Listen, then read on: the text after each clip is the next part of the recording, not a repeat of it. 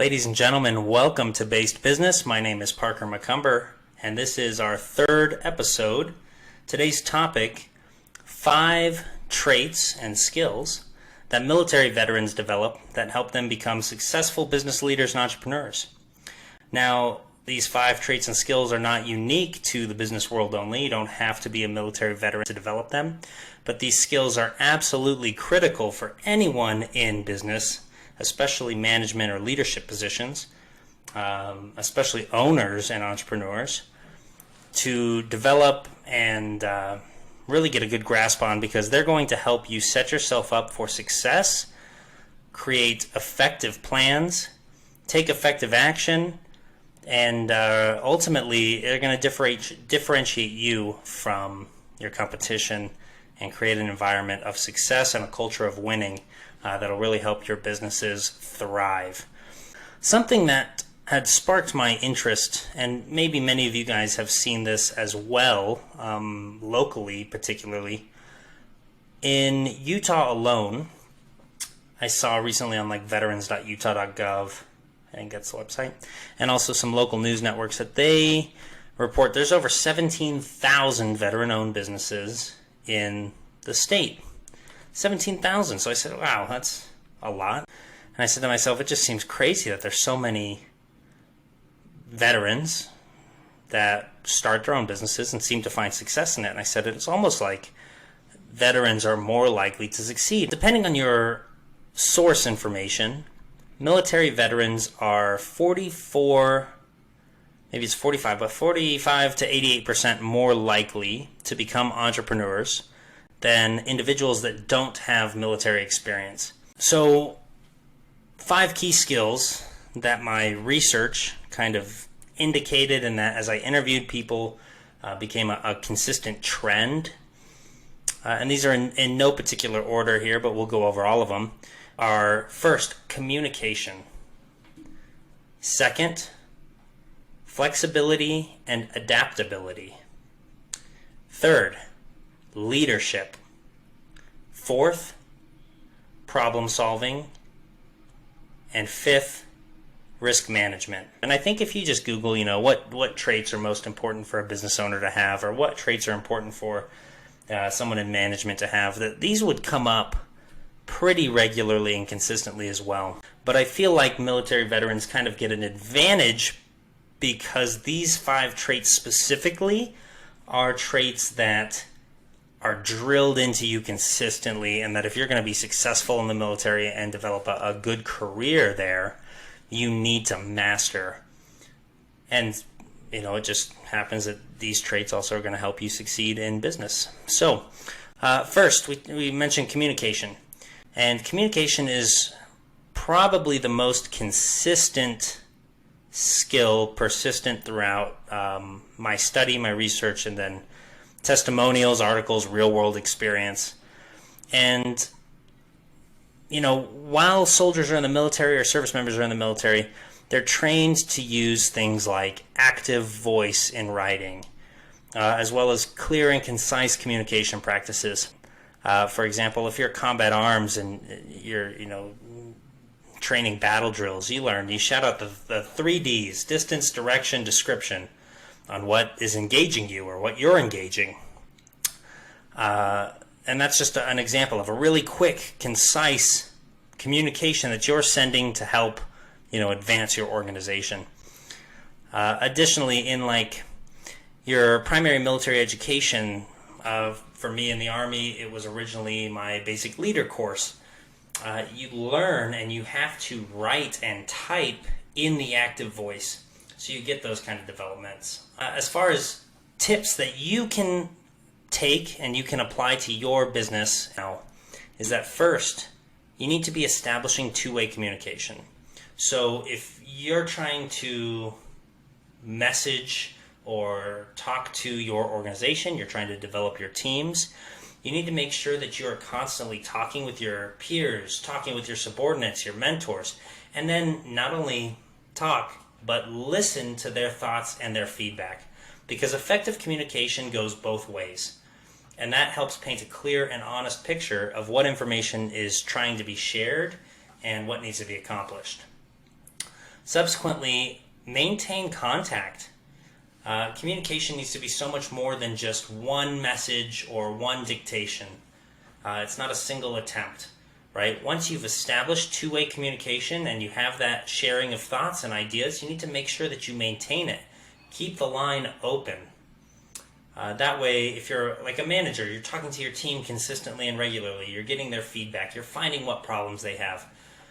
In a previous podcast, I talked about the importance of supervising and refining your plan, and this maintaining contact is really critical to that, because it makes sure that you have a consistent flow of information that's not only beneficial to you, your planning, your organization, but it also helps your employees and your subordinate leaders feel like they're valued, feel like their input matters. And valued employees and teammates are better for you, they're better for your organization, they're better for your customers, because they're going to do a higher quality of work and they're going to take care of you and they're going to take care of your organization. My last tip for quick communication coverage is in the military we have something called a back brief, and essentially what that is as you give guidance or direction, you have the person or persons that you're sharing that with restate the plan to you in basic terms and how they're going to accomplish it, so you know that they have a good understanding of what needs to happen and what you're trying to convey. And I feel like that's something really simple that business leaders or entrepreneurs can take and immediately plug into their organization and see quick and effective results. So an example of that would be me telling my office manager that, hey, we have a birthday, next week. We need to check and see what treats they want. We do treats in the office. And so the office manager says, okay, I understand, I need to go ask Olivia what treats she wants on her birthday. And she's telling me essentially what she took out of my my direction. So that's a quick and easy way to get a back brief. But if you don't get one voluntarily, it's okay to ask for one. Say, hey, what did you get from that? How are you going to accomplish this? And develop that habit, right? Talk through things. Okay, so that's trick number one, skill that's important for an entrepreneur or a business leader to have. That we can learn from the military. Number two, double header, but same but different. Flexibility and adaptability. So the term adapt and overcome is commonly used in the military to encourage someone to rise to the challenge and either surpass or bypass an obstacle to accomplish their goal. Right? No achievements come without obstacles, and we live in a constantly complex and changing world. So as an entrepreneur or a manager or any business leader, you need to be flexible so that you can work with or around obstacles, right? No business and no team is ever going to have just a smooth road in front of them that they can cruise down, right? There's always going to be some kind of difficulty or obstacle. So my advice is not to get caught up with those, but learn to be flexible and adaptable and work around them. So my 3 tips to enhance this that you can plug into your organization and immediately begin to see results from are: first, don't worry about what you can't control, right? If there's an obstacle or a problem that's approaching your organization or in the way of your progress, assess whether or not it's within your power to change that. And if it's not within your power, don't waste any more time on it. Focus on how you can work around it and still achieve your desired end state. That's something that I've said, I think, in each of my previous podcasts, and I'm going to continue to say it, right? We are end state focused. We set goals, we backwards plan, and we work to achieve them. So if there's an obstacle in your way, maybe it was unforeseen, you can't change that obstacle, you can't make it disappear. You think about that end state, and we work around to still achieve that goal, to still achieve that end state. Next, trust your team, right? So being flexible in a work environment requires a great deal of trust. I can't do everything myself as an entrepreneur in the business, right? So I recently just did a podcast interview with Dave Woodward and for the ClickFunnels Radio podcast. And we talked briefly about team development. And for me, as my businesses were growing, right, I was really good at the funnels. I was really good at the marketing. But there were things that were starting to develop that would take my time away from that, right? Like customer service and phone calls and chats and emails. And I needed to now develop my team and bring in individuals that could handle the chats, the emails, the phone calls, the customer service side of things, so that I could continue to progress in the sales and the marketing and the bigger picture for the company. And that required a lot of trust for me to bring in individuals. Granted, you need to train and develop them, but you need to trust that individuals are going to do their part to solve problems that they arise in the organization and navigate their obstacles through what I like to call disciplined initiative.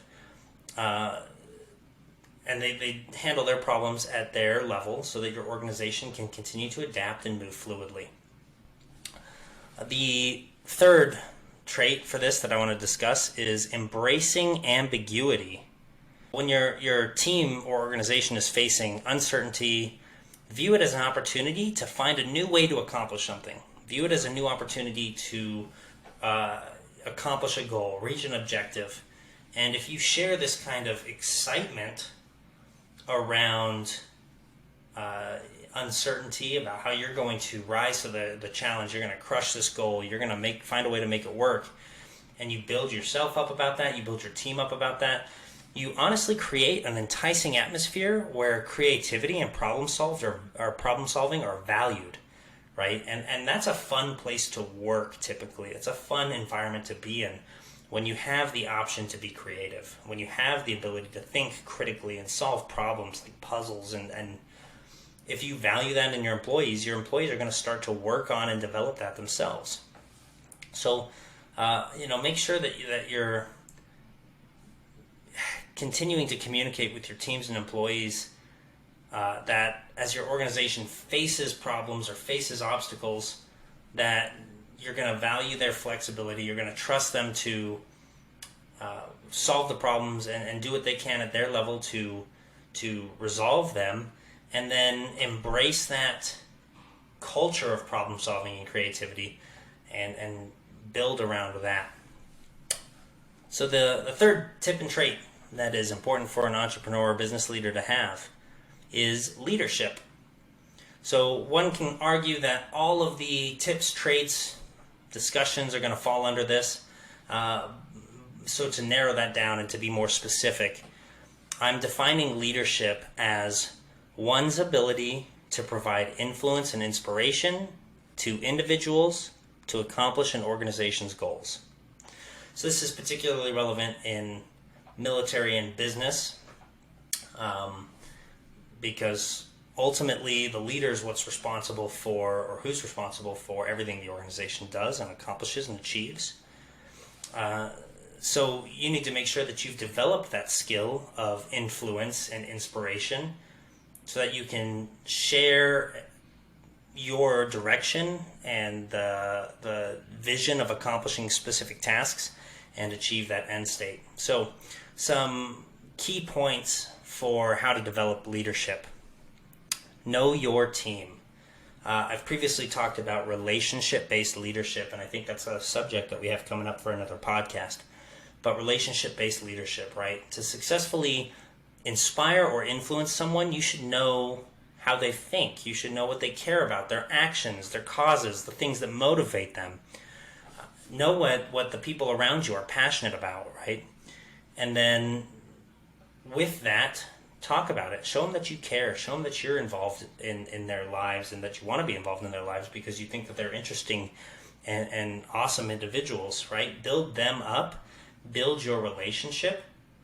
And then, it becomes an environment where individuals are more likely to follow you. They're more interested in following you because you're also someone that they care about.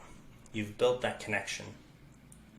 So just as a craftsman knows the tools that he needs to complete a project, A leader must know the team that they're working with to accomplish their objectives. So if you don't know your people, you're not the one that's leading them.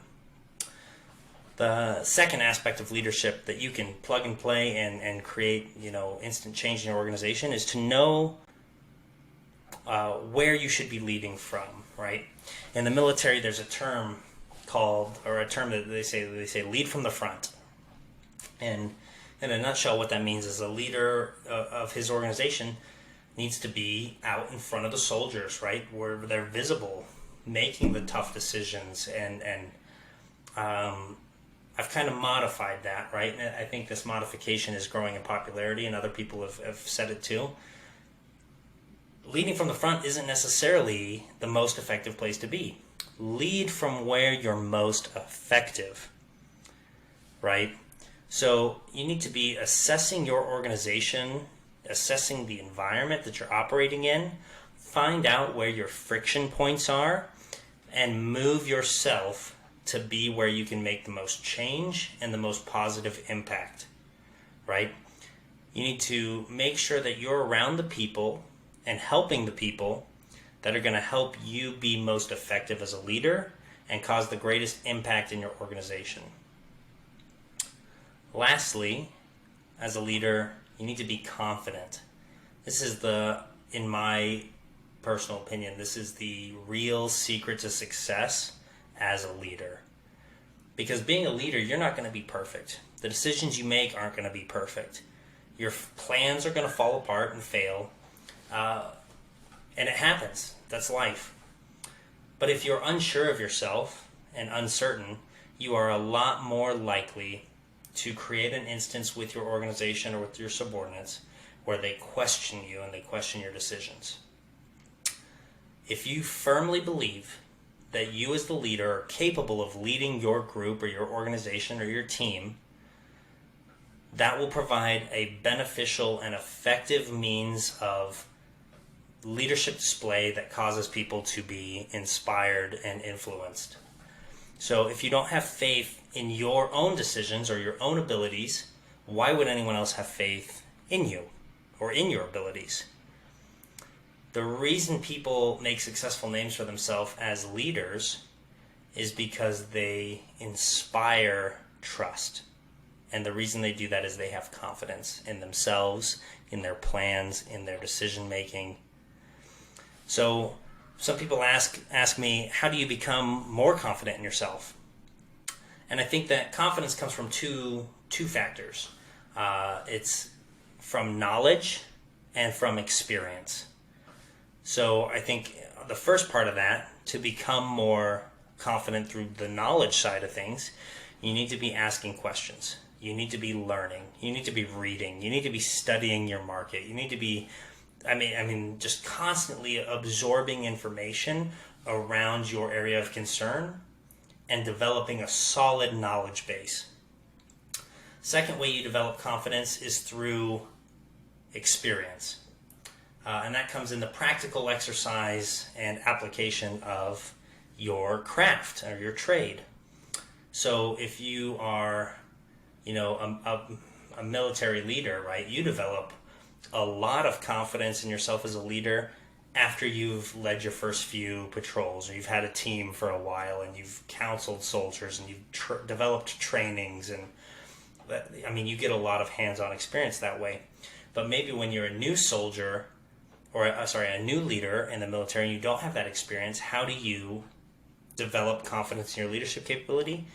You research. Like you study to go to a promotion board, or you go to your primary military education. Like courses like Basic Leader Course or the Basic Officer Leaders Course, Advanced Leaders Course. You go to those PMEs as they're called, and you actually study and you get book knowledge. And the same learning and methodology is applicable to business leaders on the civilian side, right? You need to be gaining knowledge and you need to be gaining experience. And if you don't have one, you need to work on the other, right? If you don't have a good experience base, your confidence is going to come from knowledge. So study up. If you don't have a good knowledge base, you better be looking for every experience that you can get to learn from. Okay, pro tip that I shared when I wrote an article about this previously is that the best leaders that I have ever worked with are the men and women who were able to provide me with guidance and direction, but also were listening to the input that the teams they were leading had and offered. Listening to individuals lets you know that you care about them, right? Going back to that communication piece. And if you're a leader and you show people that you care about them and you consider the input that they provide as valuable, they will be the best followers or workers in the world for you. Relationship-based leadership.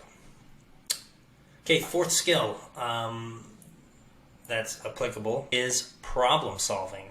So there's a necessity for decisive leadership as an entrepreneur, as a business leader, as anyone in front of an organization. Separate from adaptability or flexibility, an entrepreneur and business leader must be able to assess situations and not only change with the times, but sometimes solve a problem or provide an answer to a question of uncertainty. So business leaders often find themselves in positions where they don't have the resources available to meet demands. Whether it's support, logistic, or any number of things. It could be financial. A successful business leader must be able to think critically and rationally to find solutions to the issues as they arise. So some tips on how you can develop your problem solving and become an effective leader that way. Stay positive and focused on solutions, right? It does no good for you to be negative, a Debbie Downer, and that sets an emotional tone for your organization, right? Even the term problem, or just saying problem, has a certain negativity to it, right? So I think to be an effective problem solver, you need to stay positive. The best way to do that is focus on solutions and not on the problem itself. Second, simplify any problems by asking why. One of the best ways to find the root of an issue is to ask why you are having the problem, and then continue to ask why all the way down until you found the most fundamental aspect of the issue. So an example problem that I shared when I wrote this thesis was that as a college student, my problem was that I was spending too much money on food. Why? Because I ate out too often. Why did I eat out too often? Because I didn't meal prep. Why didn't I meal prep? Because I didn't buy groceries. Why didn't I buy groceries? Because I procrastinated grocery shopping to stay home and watch TV. The root of the problem, then, is that I mismanaged my time with less important things, and it could be simplified by fixing and prioritizing things in my life. So ask why until you find the root of the problem. Simplified problems invite simplified solutions. If you can take a complex problem and boil it down to a very simple to fix problem, you've now invited a very simple solution as opposed to trying to brainstorm a huge, fix. So simplify, refine, ask why, solve it. And then the last but arguably the most important part of problem solving as an entrepreneur or business leader is that it's okay to ask for help. It never hurts to get a second opinion or a third opinion or a fourth opinion. Ask for suggestions. If you're having a hard time coming up with solutions for something, ask your team. Ask your mentors, ask your peers, ask your friends, right? Use your time to problem solve as an opportunity to seek skill and expertise that maybe you don't have. Maybe an employee has an idea. Maybe you could outsource the solution.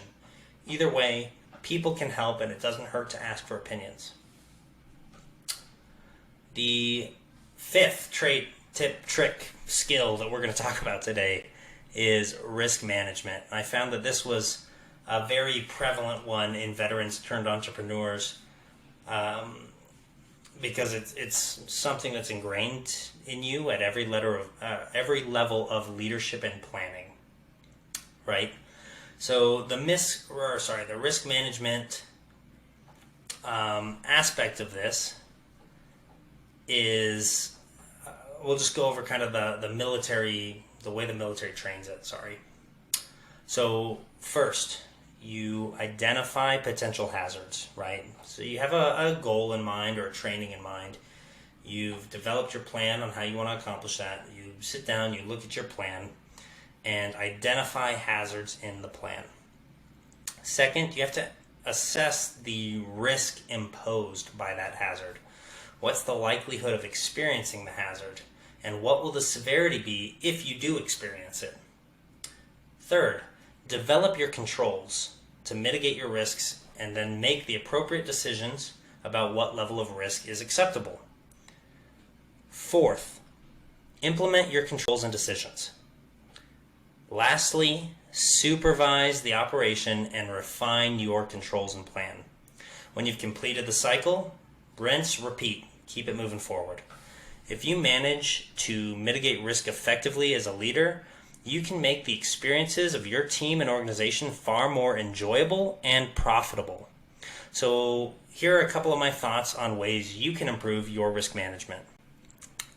First, clarify your responsibilities. When there are several moving parts in an organization or in an operation, a lot of times people presume that things are known or dealt with by other individuals in proximity to them, and that's not always the case. Make sure that each level of management or each level of leadership knows what they are responsible for.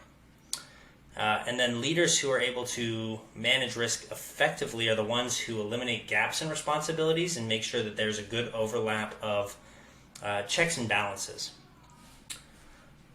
Second, manage expectations. Don't have unrealistic expectations about eliminating all risk. It's not possible, it's not realistic, and on based business, we believe everything should be realistic. So trust in the experiences of yourself and the experiences of others in your organization. Reorganize what is possible and what isn't possible. And then do your best to create realistic controls and realistic practices that are sustainable as long as the risk is present. Lastly, you need to be proactive in identifying risk. So it's not always easy to recognize risks early in the planning stage. But as you take the actions that you've planned on, identify risks as early as possible and get ahead of them. The risks that you identify and plan for are less intimidating than the ones that surprise you. And if you can implement controls to those risks early, you gain more time to refine and improve your situation as you work. The earlier you impose a control, the more time you have to refine the control and make it more effective. Ultimately, I think as a leader, you need to be keeping your organization's goals in mind with this and recognize that some level of risk is necessary and often required. So it's important to have good standards about what risk is appropriate and what risk isn't appropriate. So those 5 skills: communication, flexibility, leadership, problem solving, and critical thinking, those 5 skills were 5 traits that I found really important and common when studying what made other veterans turned entrepreneurs or turned business leaders more successful. If you have a question or a recommendation for a discussion, feel free to head over to tacticalentrepreneurs.com/ask-based-business. I'll post the link if you're watching this on YouTube, there'll be a link below. I hope that this conversation has helped you guys and given you some insight as to things you can do at your level to enhance yourself, your own leadership skills, your own business skill, as well as your organization. And I will catch you guys next time.